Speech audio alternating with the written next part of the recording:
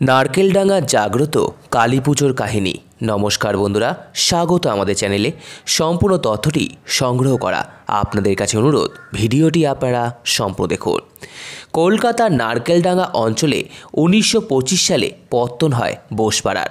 পশুপতি বসু, চারুচন্দ্র বসু, যতীন্দ্রনাথ বসু এবং আশুতোষ মিত্র নামের এই চার ব্যক্তি প্রথমে থাকতে আসেন এখানে। জয়নারায়ণ তর্ক পঞ্চালন লেনের 17 নম্বর বাড়িটি ছিল শ্রী বিনীত কুমার ভট্টাচার্য। ওই চারজন ব্যক্তি এই পাড়ায় কালী পুজো করার কথা ভাবেন, যদিও যে কোনো নতুন পুজো গুরুদাসবাবুর অনুমতি ছাড়া ছিল অসম্ভব।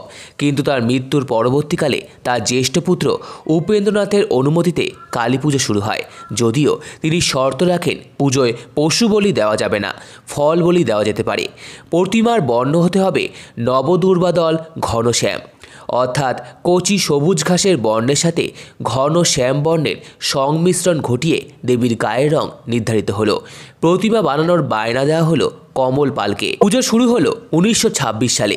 সেই সময় মণ্ডপ বানাতেন পাড়ার লোকেরাই এবং মণ্ডপ সজ্জা হতো নতুন শাড়ি দিয়ে। পুজোর দিন সকালবেলায় মুটের মাথায় করে আসতো প্রতিমা। বিকেলবেলায় হতো মা কালীর কীর্তন, যা শুরু করেছিলেন স্বয়ং যতীন্দ্রনাথ বসু। তিনি ছিলেন নারকেলডাঙ্গা কালী কীর্তন সমিতির অন্যতম সদস্য। পুজোর পুরোহিত ছিলেন বিনীত কুমার ভট্টাচার্য। পুজো শেষ হলে হতো যাত্রাপালা। এখানে অভিনয় করতেন ছবি বিশ্বাসের মতো নামজাদা শিল্পীরা। সারা রাত ধরেই চলতো যাত্রাপালা। বর্তমানে যাত্রাপালা ও বায়োস্কোপ বন্ধ হলেও রয়ে গিয়েছে রাত জাগার রীতি। পুজোর পরের দিনই হতো বিসর্জন। বেশ কিছু বছর আগে অবশ্য শুরু হয় আরেক নতুন রীতি। বিসর্জন দিয়ে ফেরার পর সম্মিলিতভাবে খিচুড়ি খাওয়ানোর চল রয়েছে এখনও। ধীরে ধীরে এই পুজো বোসপাড়ার মানুষদের কাছে হয়ে উঠল বাৎসরিক উৎসব। এমনই উন্মাদনা সৃষ্টি হয় এই পুজোকে ঘিরে যে নতুন ক্যালেন্ডার পাওয়ার পর দুর্গাপুজোর পরিবর্তে কালী পুজোর তিথি ও ক্ষণ গুনতে শুরু করেন এলাকাবাসীরা। লক্ষ্মী পুজোর দিনেই শুরু হয় ঘর বাঁধার কাজ। তখন থেকেই ওঠে সাজো সাজো রব। শ্বশুরবাড়ি থেকে বাপের বাড়ি ফিরত মেয়েরা। দিন গোনার সাথে সাথেই শুরু হয়ে যেত প্যান্ডেল সাজানোর কাজ ও সাংস্কৃতিক অনুষ্ঠানের মহড়া। পুজোর দিন হাজির হলেই 12 নম্বর থেকে 22 নম্বর বাড়ি একটি পরিবারে পরিণত হয়।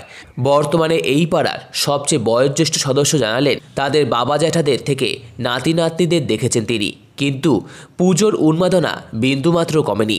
ছোটবেলায় বাবা জ্যাঠাদের দেখত মণ্ডপ সজ্জা করতে, প্রতিমা রাখার বেদি মাটি দিয়ে তৈরি করা। তাদের পুজোতে পাড়ার বাইরে থেকে কোনো রকম চাঁদা নেওয়া হয় না, এমনকি পাড়ার লোকেদের জন্য কোনো নির্ধারিত চাঁদা নেই। তবে মোটামুটি প্রত্যেকেই নিজের দায়িত্বে কিছু না কিছু ব্যয়ভার গ্রহণ করেন। নারকেলডাঙ্গা বোসপাড়ার এই পুজোর বিশেষত্ব হল বেশ কিছু পুরনো রীতি ও ঐতিহ্য বহন করে চলা, যার মধ্যে অন্যতম হল লক্ষ্মী পুজোর দিন থেকেই পাড়ার মানুষের মিলিত প্রচেষ্টায় ঘর বাঁধার কাজ শুরু, বিসর্জনের পর খাওয়া দাওয়া। এছাড়াও রয়েছে 9 পোয়া মাপের বাংলা কালী, যার সাজ এখনও পর্যন্ত পুরোপুরি মাটির তৈরি এবং প্রতিমার নবদুর্বাদল ঘনশ্যাম বর্ণ এই পুজোর অভিনবত্ব হিসাবে ধরা হয়। সম্পূর্ণ ভিডিওটি দেখার জন্য আপনাদের সকলকে অসংখ্য ধন্যবাদ। ভিডিওটি ভালো লেগে থাকলে লাইক, কমেন্ট, শেয়ার এবং চ্যানেলটিকে অবশ্যই সাবস্ক্রাইব করুন। ধন্যবাদ।